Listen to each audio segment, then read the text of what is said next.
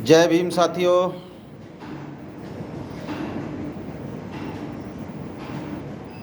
दीपदान की हार्दिक शुभकामनाएं सभी भारत देश के नागरिकों को, मेरे छोटे बड़े बूढ़े बुजुर्गों को संजय राज सिंघानिया की तरफ से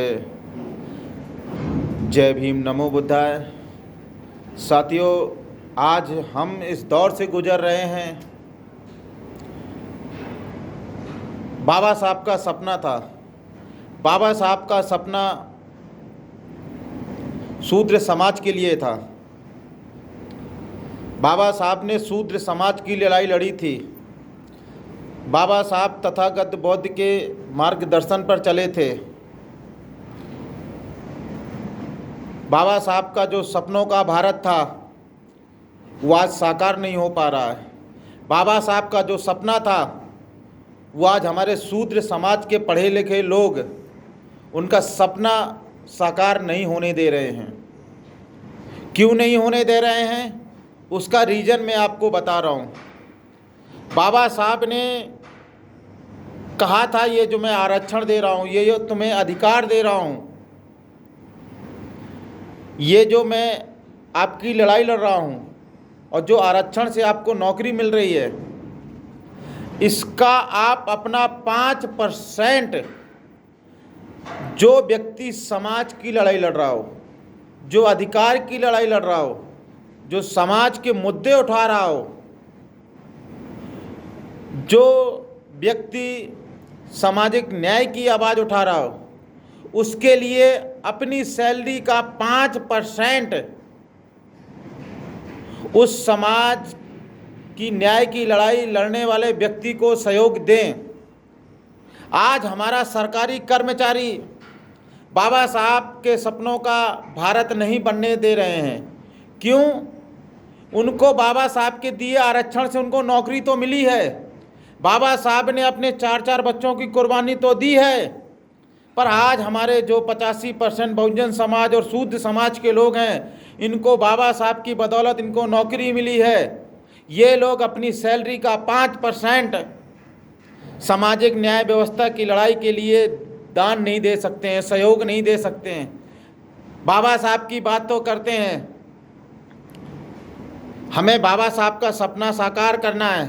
बाबा साहब ने कहा था कि हमारा समाज जो बिखरा हुआ है, हमारा समाज पढ़ेगा, हमारे समाज के लोग नौकरी करेंगे, समाज एकजुट होगा। जिस घर में एक व्यक्ति की सरकारी नौकरी लग जाती है, उस घर और परिवार के लोग अपने सगे भाई और भतीजे और अपने रिश्तेदारों से बात करना बंद कर देते हैं। ये बाबा साहब के सपनों का भारत नहीं था। बाबा साहब के सपनों का भारत ये था कि आपको अगर मैं नौकरी दे रहा हूँ, आरक्षण की बदौलत आपको नौकरी मिल रही है, तो आपको अपने समाज और परिवार और मोहल्ले की समझ और इंसानियत और भाईचारा, अमन पैदा करना है, परिवार को आगे बढ़ाना है। आज हमारा समाज यूं बिखरा है,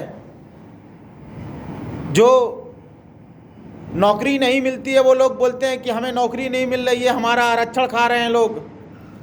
अरे उनसे पूछो जो समाज की लड़ाई लड़ रहे हैं, जो समाज की आवाज़ उठा रहे हैं, उनको कितनी मुसीबतें झेलना पड़ता है, कितनी परेशानियों का सामना करना पड़ता है। अरे आप सरकारी कर्मचारी हैं। बाबा साहब ने कहा था कि आप अपनी सैलरी का 5% ही दान करिए, जिससे समाज, हमारा शूद्र समाज आगे बढ़ेगा।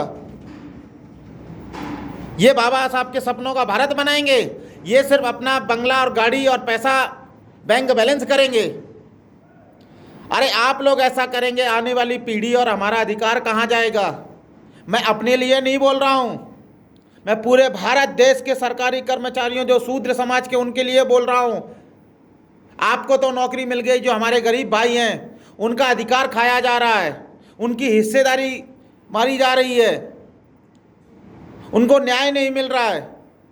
अरे आप कब समझोगे? आप अपनी सैलरी का 5%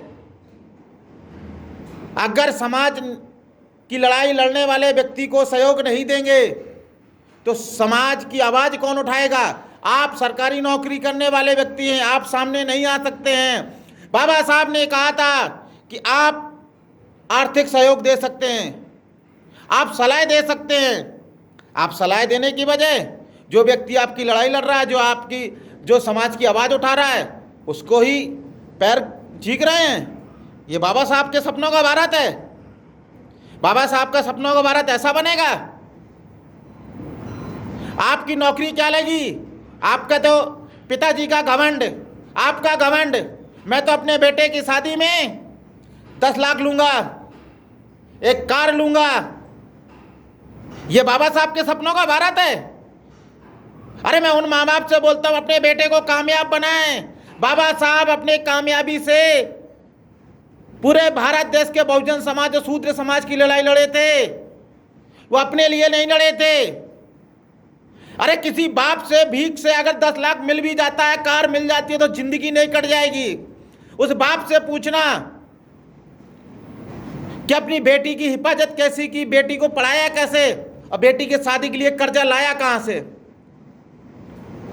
और बाबा साहब से पूछो कि उन्होंने 4-4 बच्चों की कुर्बानी कैसे दी आपकी लड़ाई के लिए, आपके बराबर का अधिकार दिलाने के लिए।